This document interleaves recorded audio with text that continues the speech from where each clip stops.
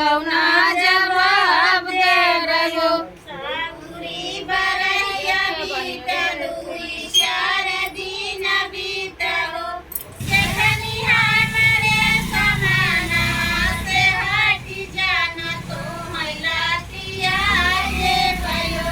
जठनी हमरे समानवा से हटी जाना तो मैलातिया जे भयो। जखनी हमरे समानवा से हटी जाना तो मैलातिया जे भयो।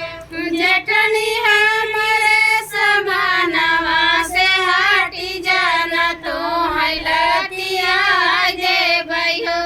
ननदी बार दिन हो ननदी बार दिन हमका निभाई दे तू का महीना जवाब दे भयो।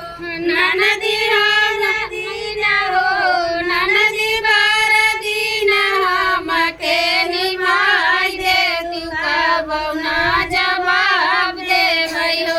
ननदी बार दिन हो ननदी बार दिन हमका निभाई दे तू का महीना जवाब दे भयो।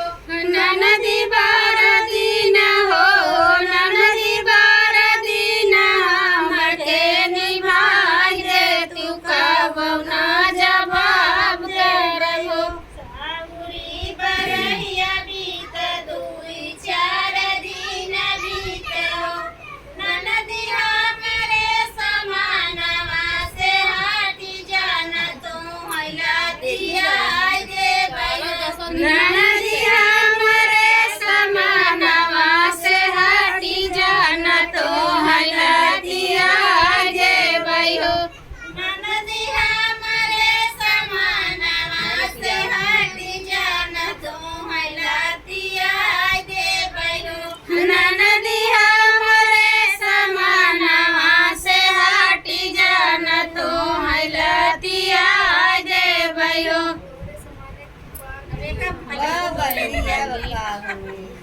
बढ़िया अच्छा लगे।